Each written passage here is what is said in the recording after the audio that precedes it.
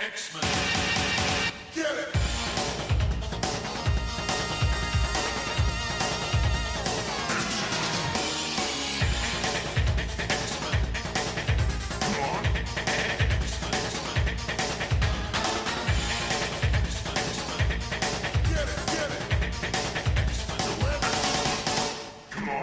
Hey everyone, and welcome to another exciting episode of Battle of the Atom. This is your all-new, all-different X-Men podcast where we rank every story from A to Z. I'm Adam. And I'm Zach, and Adam, what a day. Whew. Man, we got some good stuff to talk about today. What happened to you today? What's so exciting? Look, honestly, it's just kind of a random Tuesday. I went to work today. That's about it. All right. But I think we're going to probably talk about some comics that are coming out. Oh, yes. Or that have come out. Yes, we're going to talk about some big, shiny... It's an X-Men update, X-Men Adam! update? I thought we were done with those. The Age of Apocalypse will never die, and neither shall its counter-age, the Age of X-Man. Okay. What happened now? It ends this week as you guys are listening to it. The last issue comes out on Wednesday. Yep. It's been fun. I don't have a real update. The I thought last we were issues gonna I've read have been great. I thought we were going to get like an honest to God update. Like, that our Lord and Savior, Nate Gray, was like going to make it to House of X or something. I don't know. I tell you what, if that Jesus-looking dude shows up on Mars with all of the X-Men and says, "Hey, Johnny Hicks, I'm here now. You got to write me," I would be here for it. Hey, you just never know. You just never know. I don't know what we're getting with House and powers and symbols and charts, and it's going to be wild. It's gonna be interesting. I'm excited. That starts next week as you're listening to this. Right. But for now, I think we just want to celebrate the Age of X-Men. And I want to ask you, Adam. Yes. What was your favorite moment during the Age of the X-Men? Of the entire... Wow. Of all of it. Of all of the Age of the X-Men. I went into Age of X-Men and really anticipating that Next Gen was going to be my fave. That or Extremists, which they were sort of like my runners up in terms of my favorite books. But I gotta say, Prisoner X really stole the show for me. And there is this one panel of Bishop just saying, "My man." My man. It's so good. I saw it and it was like, oh, this is my new favorite panel. Yeah. Thank you, that's Erwin. probably my number one. And then number two is probably Leah Williams just letting Jubilee absolutely just cut loose in issue 5 of Extremists. How about you? What was your fave? If we're going to go with runner-ups, my runner-up is Maggot feeding a hamburger to his slugs. That's pretty Maggot's great. A domestic terrorist here. I keep forgetting that. Yeah, that part's not as great, but the... No, I love it. I love it. His presence is great. But no, the number one best thing was Jubilee blowing stuff up with her fireworks, walking up to Richter and Northstar and Iceman, who are just having some beers on the roof, and saying, "Hey guys, I just woke up and remembered that I have a kid that they took from me, so I'm just going to burn this place to the ground. You guys want to have a riot?" Yeah. And they do, and it's very good. So cathartic. Leah, good job on that. Yes, Vita, great job. Everybody that worked on the event. I'm excited to see how it wraps up, but it was fun. I hope they had fun making it. Yeah, Zach, Lonnie, Ed, Vita, Shannon, Leah, Tim. Is that everyone? I think that's everyone. And then that's not counting the amazing artists who there are just a absolute ton of. They just haven't come onto our podcast program and talked about their things. But they've all been just fabulous. Mm-hmm. Everyone's been fabulous. I'm going to miss this event. I really am. And I wanted to use this opportunity on this show that I do pay for and I, put out there with my good co-host, Adam, to say, guys, it was good. And if you didn't read it, you're a dum-dum. Yeah. Anybody who's saying it doesn't count needs to check out some of the covers that are coming out for the next couple of months and see very romantic Apocalypse. Oh yeah, the best thing is that Apocalypse is getting busy now in the 616 continuity. Mm-hmm. And they have been for quite some time. We're going to find out what that was all about.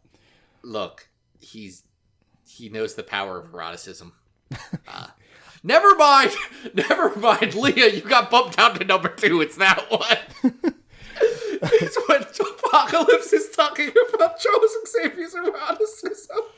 Ooh, that's a moment we never thought we'd see in continuity, did we? I keep forgetting they let that happen. It's beautiful. It's a powerful moment. I could make an interesting transition to our first story from that. Please do.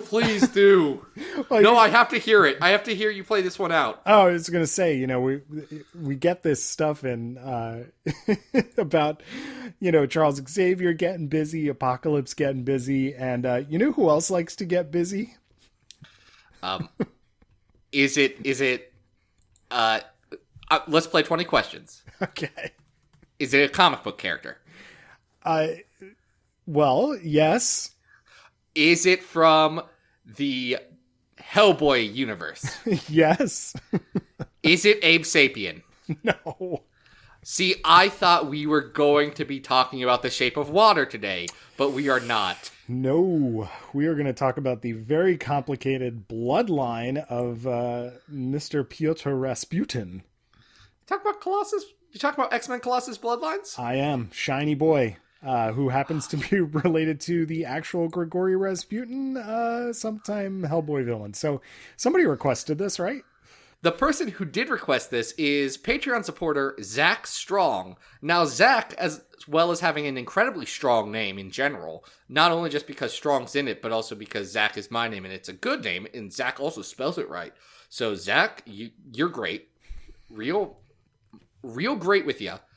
He's also great because he went over to patreon.com/XavierFiles, tossed a couple of dollars into our coffers, and got an entire episode based around Colossus. Colossus. I am Colossus. Well, if you are, then did you know that if all of your relatives die, you essentially become Rasputin? Yeah, let's talk about this story right here in this one. In this, the comic book that did get written by David Hind with art by Jorge Lucas, Tom Chu doing the colors. Oh my. Yeah, so this is right after Peter Rasputin comes back from being dead. Right. And astonishing, right? Yeah, this is coming out of that. Here's what I kind of think. Okay. I kind of think David Hind didn't know much. He knew that Colossus was coming back, and I think he got the scripted page where Colossus says, "Steel? No, I am not made of steel. I am made of rage!" And just said, "Oh, I can run with that." I can do 5 issues of that. Because he's a very angry metal boy in this. Oh, yeah. He has nightmares and just bursts through the brick walls of the Xavier Mansion into the front lawn. It's fun. So, yeah, this is Colossus hears about some stuff that's going on in Russia, his homeland. Yep. And goes to visit. He doesn't want to visit because all of his family's dead, for the most part. Yep. And he finds out that more and more murders are being committed, and they're all connected to his family, and all these bodies are just burnt up. So he goes to his investigative reporter cousin, Larissa. Mm-hmm. Larissa Mishkanov. Yes. Whatever her last name is. And finds out that there's a pale man that's killing all of them, and she doesn't know why, and she's trying to investigate.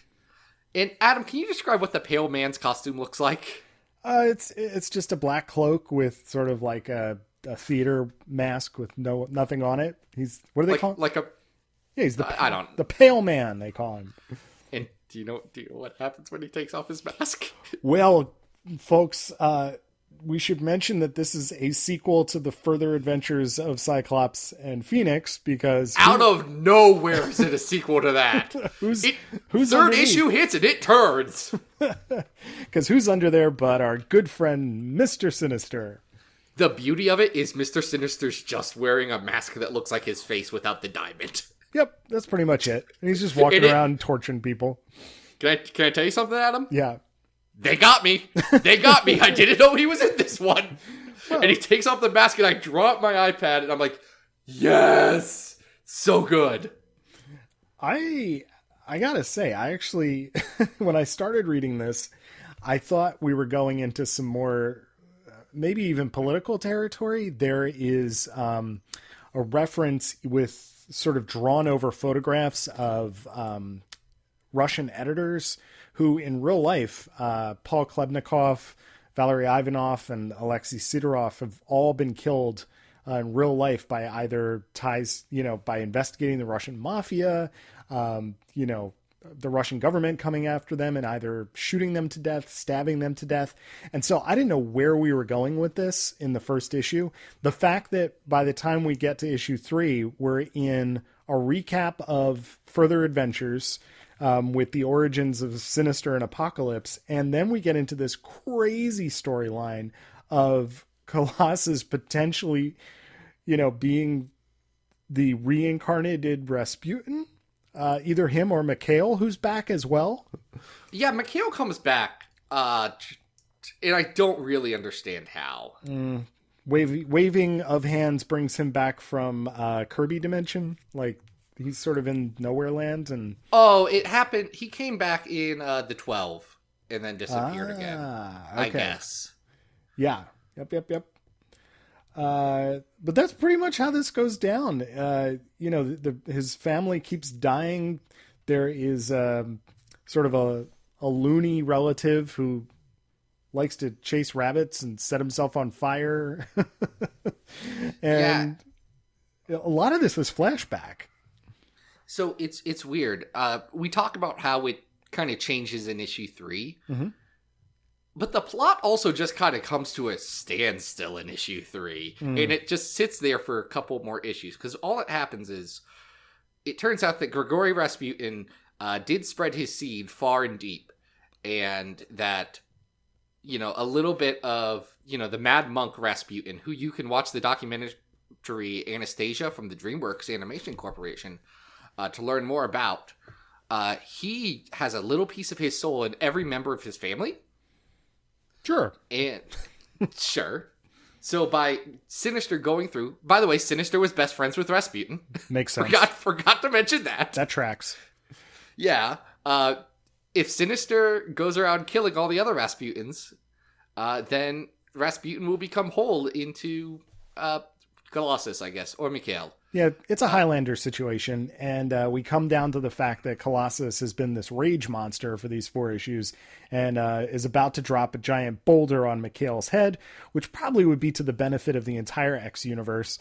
But within a couple of pages in issue 5, the two of them decide to just be friends, and instead of fighting, Mikhail kind of just self-exiles himself, so that Colossus doesn't have to become Rasputin.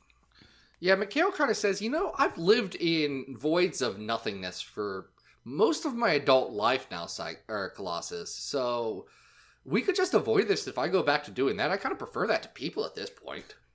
Yeah, I mean, he's pretty straightforward about the fact that he's insane, and that he's a madman. So he's like, I'm going to go back to, tie-dye Colorland, and you just, go back to painting Frankenstein monsters and jumping out of walls. And then it just kind of ends. Yeah. Sinister goes away. Colossus is the last Rasputin, which isn't even true because later he has an uncle. He has a different uncle. Yeah, I don't know how concerned this is with the actual bloodline of Colossus. It's a silly idea, but honestly, I didn't hate this. I think it has a little bit of merit. I enjoyed this comic. Mm-hmm. I know it's not a good comic. It's problematic, especially because, like we said, a huge chunk of it is told in flashback and through narration blocks. So, it just stops. That's the thing. They tell half a story and then they're like, okay, but it all works out. Mm-hmm. So I think there's some downsides to it, but it's an enjoyable read. It's got some really good Chris Bachalo covers. Absolutely. And I even like the art. in the actual book. I think it does the, it's kind of doing a Mignola type thing in certain parts, or trying to do kind of like a Kevin Nolan thing, and it serves the story. I just don't think it's not that great. Yeah, I think you're absolutely right here. So yeah, we have, how many stories are on this list now? 249. Wow. So this is 250. This will be 250. Quite the honor. The first story on our list is Dark Phoenix Saga. The 50th is Welcome to Genosha. The 100th is The Quest for Nightcrawler from Amazing X-Men. The 150th is Spider-Man 8 through 12 Perceptions. The 200th is the Jim Lee Mojo story from X-Men Volume 2. And 249 is the Draco. I would say if we're jumping in 50s, because Further Adventures of Cyclops and Phoenix is at like 68. It's not as good as that. Oh no, well below that. I know it's better than the Jim Lee stuff. I know it's worse than the Amazing X-Men stuff. So that gives us a round of 100, but I don't know how I feel about it compared to Spider-Man Perceptions. Oh, you were going to put it that high. Interesting. I was going to put it above the Jim Lee Mojo story.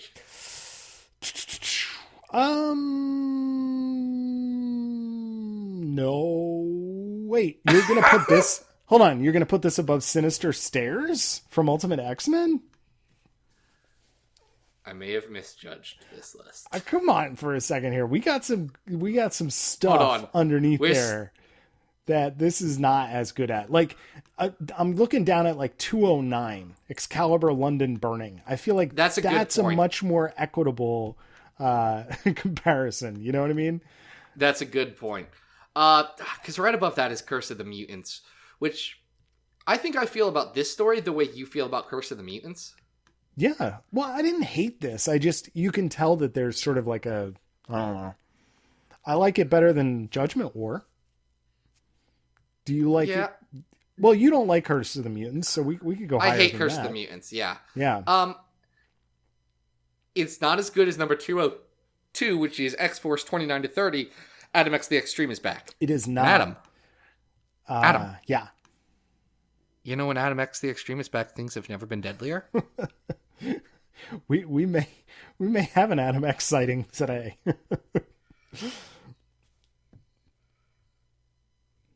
Okay. Did I lose you? No, wait. What are you talking about? I got lost. Doesn't Adam X show up in the last? Oh, dang, he does. Never mind. Shutting up. Yep. Forgot about that. Okay. Forgot about that good content that we're gonna get. One panel, which I'm not sure how he even showed up there, but I'm gonna say that this would probably make a good 203. I think this is probably better than the first appearance of the Brotherhood of Evil Mutants. I would actually say right below that, right above Cable the Long Way. Okay. Which is the Cable Genosha story with the Sugared Man. Yeah, I'm down with that. That's great. Okay. Then that makes X-Men Colossus Bloodline our new 204. Nice. That is nice. The next story on our list is a weird one. Well, yes. It sure is. And I think you and I are going to split on this one, though, because I kind of liked this one. But I know you're not a fan of Ann Nesenti, so why don't we tell people what this is? Hold on. Let's jump back for 1 second. Yes. I was awkward in front of Ann Nesenti once at a con. Yes. It was very uncomfortable for me. Yes. She radiates a very strong, intimidating energy. I can see that. Yeah, she does. Great woman, very funny. Scared me. 2, to be fair, I was once scared at a con by Greg Land, so it's fine. Understandable. I had some weird hangups for a while. I'm over it now. Except for when I was at C2E2, I was scared of everybody. Still, but that's fine. Back to this story. Ann Nesenti writes it. Rick Leonardi draws it, and I do like me some Rick Leonardi. Mm-hmm, mm-hmm. This is a story that ran through Marvel Comics Presents 10 through 17, and it's called God's Country, like the U2 song, which I'm sure is what they were talking about here. going, What? in God's country. Wow. Hey, getting a little Bono there. This was originally supposed to be a graphic novel, wasn't it? And then it got kind of delayed, and then they printed it here in chunks. That was my understanding. I don't think so. No? There was at one point a Colossus miniseries where he goes back to Russia announced. Okay. In the mid to late 80s. Mm-hmm. But that was with a different creative team. I think Rick Leonardi was still drawing it, but I believe Claremont was going to write that one. Got it. This is me trying to remember things from a Marvel age that I glanced at one point. So take that with a grain of salt. There is truth to everything I'm saying, but all of it together may not be the truth. Well, here we have Leonardi drawing Nocenti, and Colossus is sort of, he's just traveling the American West on foot, and he gets himself embroiled in a very how do I even describe the conflict that takes place in this book? Well, the first conflict is Colossus being mad at pornography for existing. Yes. Well, the through line on a lot of this is what is American perception of their own freedom of speech? If I was going to boil it down to, like, here's the thesis statement of, like, what Anna Nocenti wants us to be thinking about, which we've seen in her other work. We are going to hit, not us, but, like, this story does hit on a lot of the key Anna Nocenti, things that she likes to talk about. So we're going to get a little thing about the environment. We're going to get stuff about guns. We're going to get stuff about media representation, like in New Mutant Summer Special. That's a huge part of this.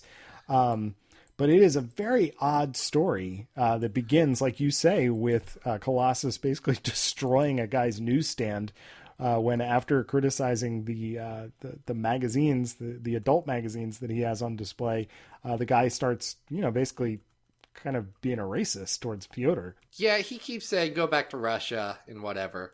And it's a weird thing. So I want to talk about the good here. Mm-hmm. I think this story really does, tap into and really talk to the cultural perception of, like, the late 80s, Reagan America, where everyone, or not everyone, but a lot of people were getting kind of fed up with, we keep saying we're better than these people, but, like, there's a lot of corruption and a lot of crappy stuff that's happening here too. So what's so good about it? Like, I literally unintentionally listened to Queensryche's seminal album Operation Mindcrime, which is a late 80s rock opera that's incredibly good and still holds up, but about a guy who's disillusioned in Reagan's America and then tries to start a revolution and kills a bunch of people.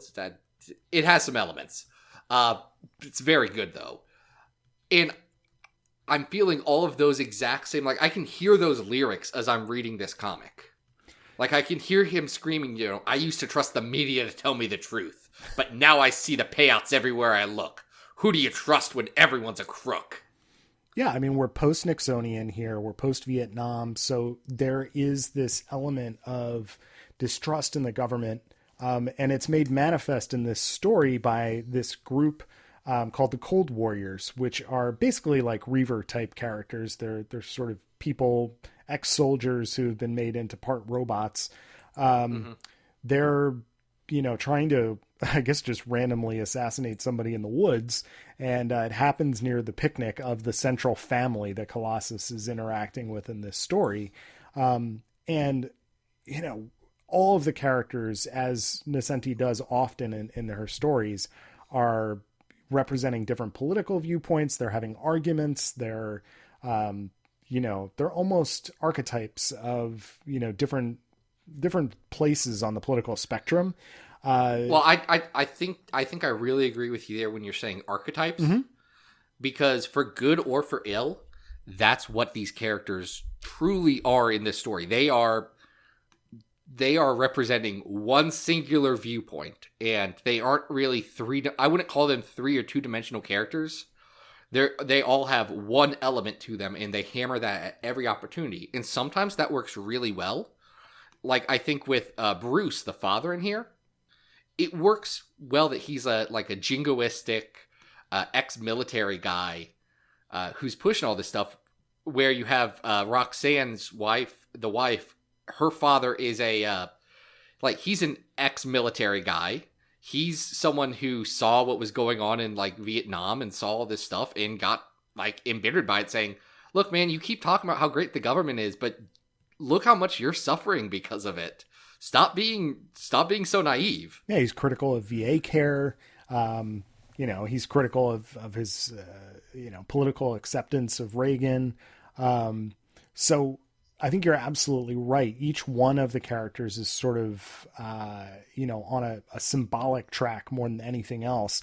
And Colossus it doesn't necessarily feel like Colossus. Some of his language is not, I don't think we would ever hear Colossus say darn, even in his thoughts. He feels a little bit too Nascenti and not enough of, everybody's favorite Russian X-Man. Yeah, I'd agree with that. But he's put into this situation as an opportunity to sort of say, hey, well, I know what it's like in my home country, and I know what the benefits of this form of tyranny are. Do you recognize that kind of tyranny in your own country? So he then becomes another archetype as part of this story. And I think it doesn't work as well because it's very much Nascenti saying, okay, capitalism versus communism. Let's really get into the benefits and the downside of each. Mm-hmm. The problem is the example is late 80s America, which wasn't perfect by any stretch, versus late 80s crumbling USSR. Sure. Which the USSR is not your perfect example of that being done well. And the deep entrenched corruption and, the political assassinations, all the stuff that was going on there and is still literally informing our day-to-day lives in our modern political landscape. Mm-hmm. Even if you can't root for the USA as the heroes on one side, and I totally get that, it's hard to see the USSR as a equal in terms of, oh, they're good and they're bad are, at the same level as the US is good and the bad. Well, it's very difficult for me as a guy here in 2019 to get that. But I don't necessarily think that that's her point. I think that she's playing Colossus with a certain level of naivete to say that, just like Bruce, he has this sort of blind allegiance to where he comes from and what it represents that's not necessarily accurate. And at the end, a lot of this is blamed on, as it was in Summer Special, this idea of how the media drives the narrative. At the end of it, we realize that this Cold Warriors group, is sort of like rogue CIA that started as a government agency and sort of became their own thing. And, the question is, will this actually get reported? Will it, we never know. These characters never come back, which, as a side note, I just want to say that this is a total missed opportunity. There's a character in this story called Number 6. Later in Nascenti's Daredevil run, there is a great character named Number 9 who has only had a couple of appearances after that, which is a similar concept, but a little bit different, completely unrelated though. No relation between Number 6 and Number 9, which kind of blows my mind. But you could see Nascenti sort of playing around with certain things. And the fact that we're having this discourse about it, I think showcases that it has a lot to say. I think it's more interesting than something like Summer Special, which was much more visually driven, even though Leonardi's art here is fantastic. And I'd agree with you. If there's anything this comic does well, is Nascenti does get her points across. Mm-hmm. Maybe they're ham-fisted, but you can have a very clear understanding of what Nascenti feels and what she's, maybe not what she feels, but what she's trying to get across and the message that she's trying to tell with this story. And I think that's something that's definitely worthwhile. That's something that's super valid. Mm-hmm. Also good is Rick Leonardi's art. Rick Leonardi draws puffy people who I love. Yeah, his Colossus is great. He's a perfect artist for this story. He's just a little kid. Colossus looks like a baby, and I love him. Yeah, you look like you could squeeze his cheeks, even when he's... Oh my gosh, he's got the squeeziest cheeks. Where would you rank this? Because I think we've talked about Nascenti a couple times. I think the highest she's gone on our list is 112, which is the Web of Spider-Man Annual 2, which features It's not as good as that. Not as good as that. I mean, that was a very hyper-focused animal rights story. So, that also had Warlock turning into Godzilla. Yeah, so. and Art Adams art. So I don't think this is as good as that, but this certainly, I think, is a stronger piece than New Mutants Summer Special, which, where is that at this point? That keeps moving around. 198. 198. Okay, so that's a lot lower on our list.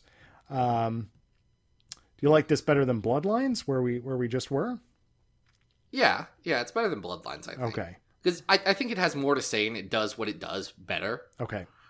I don't think it's better than, like, at 158, we have Champions number 12, which is that Cyclops story. Mm-hmm. I don't think it's better than that. Okay, I think that's fair. This is I even hesitate to call it like a Colossus-centric story, because it's using Colossus to tell a different debate, a different narrative here. So it's difficult to compare it to other things. Because it's not even like a conventional comic story. Oh no. Nascenti uses this to get a message across using the trappings of superhero comics. And I think that's really admirable. And I think she achieved that. Mm-hmm. But maybe not achieved it as well as it could have possibly been done. So I think it's very interesting if it's not great.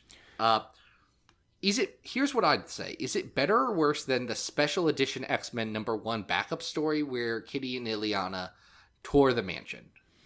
I think that's a good place to look is sort of in the 160s, 170s. Because I'm just looking at some of the stuff that's there, and I think this is more successful than some of the things that we might have in the 170s. But at 165, we have Uncanny X-Men 179, which is where Kitty Pryde almost gets married to Caliban. Yup, and below that we have that Cannonball versus Gladiator and the space stuff, which I thought was really fun. But I think this may have more substance than that. So I think I would put it in between those two stories.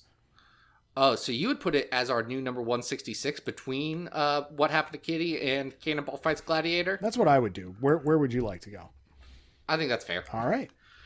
I don't have strong feelings one way or another. This is just a weird story to talk about. It's interesting enough that you should probably read it. If you're a Nascenti fan, find it and read this. Yeah, if you're into Nascenti, this is essential stuff. Definitely check it out. If you like Rickley and Artie, you got to check this out. And if you just want to sort of get an idea of what the discourse was at this time, I think you could do a lot worse. If you really want an idea, go listen to Queensryche's Landmark 4th album, Operation Mindcrime. It holds up. Guys, it rules. I was thinking all weekend, man, I bet I could make an Operation Mindcrime comic. Oh, wait, I don't know how comics work. Dang it. No, hold on. Get Tim Seeley on the phone. Say, hey, Mr. Guy who does all the stuff for Heavy Metal Comics, can we get the Queensryche license? Can we get Mindcrime? Because it's dope. Man, I love Operation Mindcrime. It's like my dad's favorite album, and I don't love it as much as him, but it has been passed down onto me. Nice. All right, well, folks, now you know what you're listening to this week. What are we? Adam. Yeah. I was just going to tell everyone that there's an underground revolution working overtime. And it's Operation Mindcrime. There's a job for you in the system, boy, with nothing to sign. You've got this set to memory. This is great. I've listened to this album a lot. Clearly. It's good. No, this is good. Well, you mentioned your buddy Greg Land before. Does this next story make you a little nervous? Greg does scare me. The one time we met, I was again too afraid to have him sign a copy of a comic book that he did draw. I was also scared to have Fraction sign it, but Fraction was a champ, and I was braver. I was a braver adult. This is when I'm in my early 20s, by the way. I was married at the time. if I didn't have a kid, I had one on the way, so like I should have been past this. You were figuring out the con lifestyle there, buddy. I didn't know what to do. You're ready to go now. Did I tell you who was supposed to be the other guest at that show that didn't show up, that couldn't make it? No, who? The two headlining guests at that convention that year were Greg Land and the Rob. The Rob. And nothing against either of those gentlemen. That's a wild headliners. Like, that's a 1-2 punch of the internet's going to make fun of you. Oh, poor the Rob. Poor the Rob. The Rob makes money for talking for a minute and making people's dreams come true. Sounds great. The Rob's doing just fine. No, I know he is. Anyway, Greg Land does draw this story with Kieran Gillen. It's Uncanny X-Men 540 to 543, part of the crossover Fear Itself. As opposed to just Fear, this is Fear Itself. Adam, how familiar are you with Fear Itself? Oh man, I don't know. The only thing I know about this is that like there's this cool sort of Tron looking Juggernaut dude and they have to try and take him out. It's that's cool. That's Kurth, Breaker of Stone. I get that's who that is. I get the idea that there's a couple of these type characters wreaking havoc. Yes. Okay. So here's a Fear Itself thing. The Serpent, who is Cole Borson, the self-proclaimed true Allfather of Asgard. Not the head of Serpent Society? No, but we're getting there. He wakes up. You know the Serpent from Norse mythology, yes. right? The guy who's going to fight Thor to a standstill, and Thor's going to kill him, but Thor's going to take 7 steps, and then he dies. Okay. Following you so far. Anyway, that becomes relevant. Thor does die in the story. He gets better. Anyway, the Serpent teams up with Nazis and takes over America, Secret Empire style. And then he also sends like 7 hammers down. And Hulk, Juggernaut, Atuma, the Absorbing Man, Titania, the Thing, and Grey Gargoyle turn into the Worthy, who are the Serpent's Thors. Whew. It's Kurth, Breaker of Stone, Necrod, Breaker of Ocean, Skirn, Breaker of Man, Mok, Breaker of Faith, Giratoth, Breaker of Wills, Angir, Breaker of Souls, and Noel, the Breaker of Worlds. And then they all fight, and everyone has to stop them and save the day. Sounds about right. Yeah, it's not a great crossover, I don't think. Well, this is kind of fun. We get a couple issues where it's just basically Cyclops making endless plans to get Juggernaut's helmet off. His name's Kurth, Breaker of Stone, but I'll allow you to go forward. I am sorry. Kurth, Breaker of Stone's helmet off. And it culminates with the through line here with Colossus becoming Juggernaut. It does. So in my previous days, I was on a certain website, and my flair for that website was Juggernaut Colossus, because I did love him. So I have a deep affection for what happens here. But why Colossus becomes Juggernaut is, I think, a very interesting thing. Because there's a couple of things that happen in continuity right before this that deeply inform the decisions that get made here. This is very much a consequence happened in several other books, and it's flowing into this book, and like, a lot of things have happened. So first off, Kitty Pryde just came back from space recently. Yep. And she finally became corporeal, which she hadn't for a while, so she couldn't talk. She couldn't do anything. She could just be a ghost. So she was already feeling weird about that. And then Ileana Rasputin, Magic, had recently come back to life.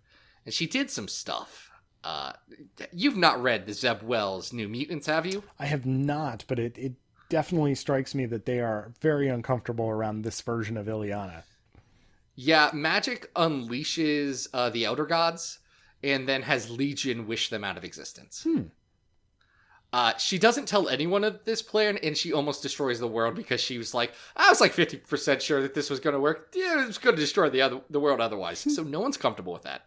She did get her soul back, so she's happy. But because of that, everyone's upset. And everyone's very scared. So, yeah, that's where Colossus' head is at. And in this story, you know, Cyclops is throwing a bunch of X-Men at the Kurth Breaker of Stone problem to fix it. And his, what is it, Plan 17, I think? Yes. I'm trying to forget remember which exact plan this was, but this plan involves sending Ileana, Kitty, and Colossus to talk to Sidorak. You know Sidorak, right? The source of the Juggernaut's powers? The one and only, the gem of Sidorak.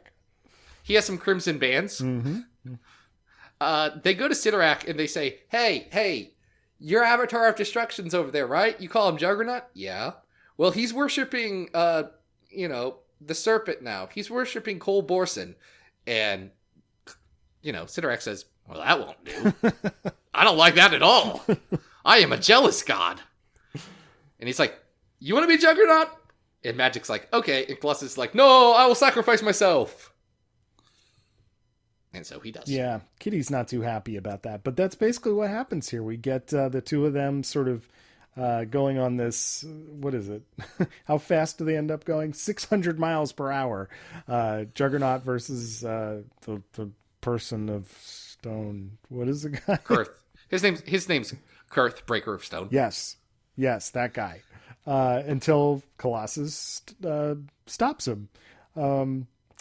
And I think there's a subplot here where the mayor of San Francisco is planning to sort of take Utopia military style while they're occupied. Maybe. She's keeping the option open. So there's some really great Cyclops moments here over the course of the couple issues with him negotiating with her. And it's great. I don't know. The art is very questionable in parts, but I enjoy Gillen's writing here quite a bit. I think this is okay. You know our long-standing Greg Land theory about maybe he just shouldn't draw humans. Yes. This story allows him to draw what's essentially Robot Juggernaut fighting Colossus Juggernaut, which those things are legally humans, but in a very real way not. So I think that stuff works really well. Yeah, I will say though that you've had this theory about Greg that he should like draw Transformers, and there was something in here that did worry me a little bit, which was that, as it is a Greg Land book, every lady has to be like super sexy, right? Like that's undeniable. So one of the things that worried me was that he even draws Danger in sort of a like hip to the side sexy time pose, and I was like, this is true. What are you doing, Greg? It's Danger. She's a robot who usually just kind of stands straight up and down. You don't have to draw her like that.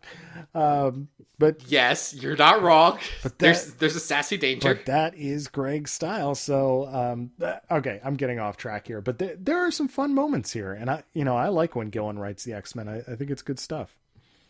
I think there's a lot of good stuff to be found in here. Mm-hmm. Like this is kind of a light story, but there's a lot of fun to it.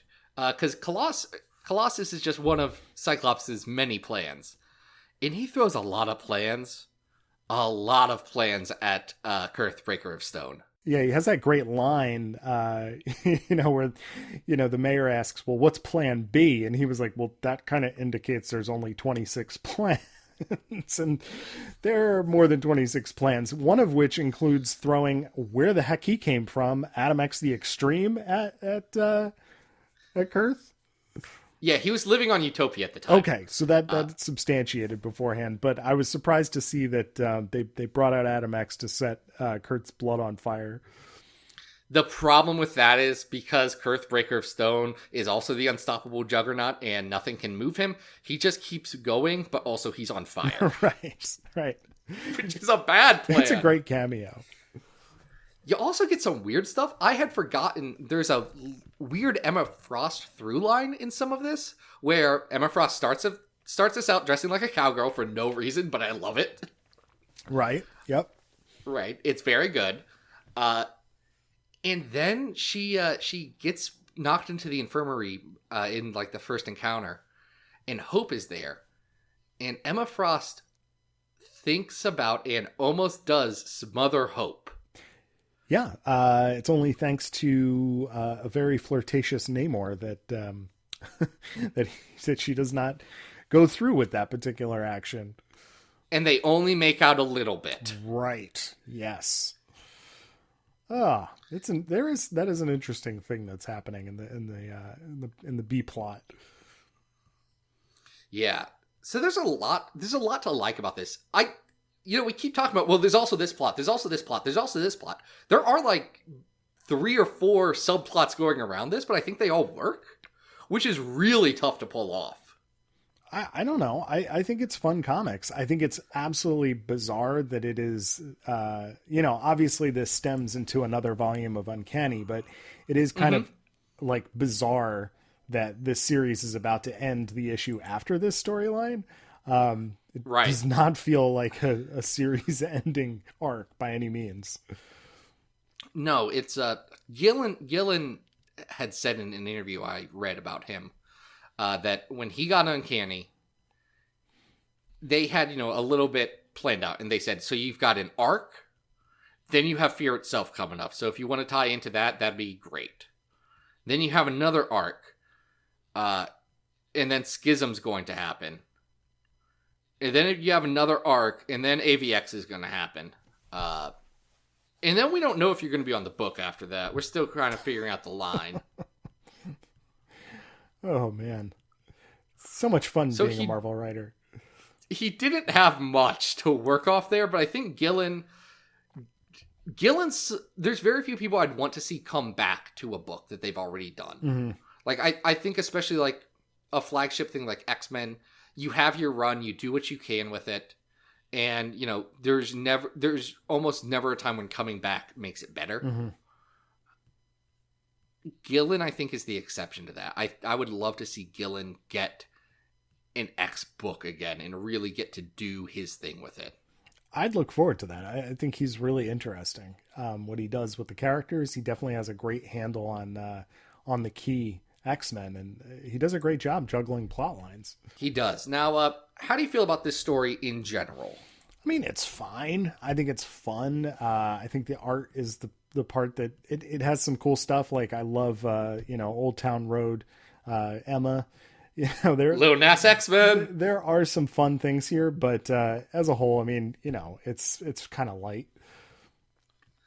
I definitely think it's better than 172 on our list, which is Uncanny X-Men 530 to 535 Quarantine. Yeah, I think that's a great comparison. I mean, this, similar time period, similar. I mean, it's like 5 issues before. Yeah, exactly. But this is better than that arc, so I think it's better than 172. I do. It's not better than 137, which is Juggernaut's Back in Town. Oh, no. No. It is definitely which is Uncanny 194. No, and there's stuff in between here that I don't think it's as good as... Sure, but that was the Juggernaut. Ooh, here's a good one. Yeah. Is it better or worse than Ultimate Spider-Man 66 and 67 Jump the Shark, where they switch bodies? I don't think it is. Really? I don't know. Like, I was going to say it's better than that. Yeah. But worse than... And maybe worse than Fatal Attractions. I don't know, man. This one's tough. All right, well, let's do this. 143 is the first appearance of the Juggernaut. Is this better or worse than that? That's a great question. It's literally on par. Yeah. It's as even as a story that was done 50 years later could be. So does the original win out because it came first? It is. I think the original would win out because Jack Kirby is better than Greg Land. I agree. I don't think that's a controversial statement. No, I don't. By the way, I don't either. I think it's better. I think this is legitimately more successful than the X-Statix issue where they bring back Princess Diana. Yeah, I know she's a real character, but it's Princess Di. Yeah, I think this is probably better than that X-Statix arc, and I could be persuaded to put it above Jump the Shark. I don't know. Let's go above Jump the Shark and below the New Mutants. That was going to be what Aftermath. I was going to say. Yep. I think that's a good spot for it. So this will be 145. Mm-hmm. Uncanny X-Men Fear Itself. Also read this one. Actually kind of read all the stories in this. Even if they aren't good, they're worth reading. Oh, yeah, definitely. These are fun. Yeah, this was a good one. So I think Zach Strong did a really good job picking this entire list. So Zach, thank you so much. Zach, it's the end of the episode. You could just admit that it's an alias, and we can move on. I gave myself money to talk about these stories. Are you kidding? No. One. if I want to talk about stories, I'll work them into an episode. We've done that so many times. Number 2. I don't know. I'm not Zach Strong. Zach Strong seems like a nice guy, and I want to give him the credit that he deserves for going on over to patreon.com, supporting this show, because it's a show that he loves. It's a show that he looks forward to listening to every X-Men Monday. #, like and subscribe. If you want to be like him and get an episode handcrafted around one of your suggestions, you can go over to that patreon.com, throw us some money. If you support at higher levels, you get more episodes, pretty much. That's what it is. You get more episodes of your thing, and that's neat. I can say that if you get us up to the $300 a month mark, which we are approaching, me and friend of the show Luz Bianca will do an entire episode, and in fact several episodes, about the X-Men anime. I don't think I mentioned this, since I did watch an anime recently, and it's the first anime I've watched ever, I think, if you don't count the Pokemans one. Yeah, I mean, you mean like the anime. Yeah, it was Neon Genesis Evangelion, and I've decided I'm not an anime guy. That is make or break. Congratulations to me. It's not my. I'm glad other people like it. It's not my deal. I have a similar issue in that I saw that before I saw a lot of other stuff, and not a lot of the other stuff is compared to me. So I share your opinion there. Yeah, here's the thing. But for different reasons. I like very big robots, so that was good. I'm fine with shows about depression, because that's just what every TV show is now. Sure. I'm not fine with how it just stops being a narrative at the end. All right, well, this could be a whole nother episode. We can't do this. We can't do this. This has been anime people arguing for 20 years, and I'm not that invested. No, let's keep going here. Anyway, so, support the show if you want. You can get this terrible garbage that we're talking about and get more of it. You can also follow me on Twitter at XavierFiles, and go over to my website, XavierFiles.com. That's where we got stuff and things. Adam, please save me from this train wreck of an outro I'm doing. You did a great job. If you're on Netflix, I just finished the German show Dark season 2. Check that out. If you guys like time travel stories, it's so good. Anyway, I'm on Twitter at Arthur Stacy. You guys can find new pages of Bish and Jubes Across Time Conundrum over at adamrec.tumblr.com. I've also got patreon.com/adamrec if you are interested in getting art in your inbox on the daily. And I seem to have just within the last week been getting a lot of commissions for profile illustrations for Twitter. So if that's something you're interested in, please let me know. I've got a nice list of people that I'm going to be working on within the next couple of weeks, but I could add you to that list. So hit me up. Yeah, guys, it's very good. And if you want to know just how good it is, give it a few days. Yes, there's a surprise one on its way. Yeah. Beyond that, next week is, in fact, the start of the Jonathan Hickman era of House of X and Powers of 10. And we're celebrating that by talking about the most important character in anything that he's shown, Bill the Lobster. So... Oh wait! Before we go, I have a House of X theories time. Ooh, okay. One quick thing. Yeah. And this is more for you, Adam, and anyone who wants to know what I think might be happening with House of X, or some of the themes, or some of the weird things that might be going on. Go watch Annihilation. It's on Hulu. Oh my god, that's like my Adam. Dude, Adam, they talk about Hox genes. Dude, they talk about HOX genes. Zach, you do know that that's like one of my favorite movies, and one of my favorite. The Southern Reach trilogy is one of my favorite collections of books. Right? Like, I've not read those books. I did watch that movie this weekend, and I was like, oh, dude, Jonathan has watched this. I'm pretty sure. Yes. And I also have confirmation that Zach and Lonnie were also very inspired by Annihilation for their Apocalypse X-Men Black story. So go back and read that. Oh, I need to reread that. Yep. That's all on Unlimited. Yes. Ooh, I'm going to do that after this. I'm doing that next. But guys, seriously, if you have not seen Annihilation, or you have not read the Southern Reach trilogy, that is your plan within the next week. I must have watched Annihilation like 10 times since it came out. I love it so much. It's like, for me, it's one of the perfect movies. I love it. Anyway, we're just keep going off on recommendations. Yeah, we're your new media podcast, and that's nice. But until then, this has been Battle of the Atom. We hope you survived the experience. Get it!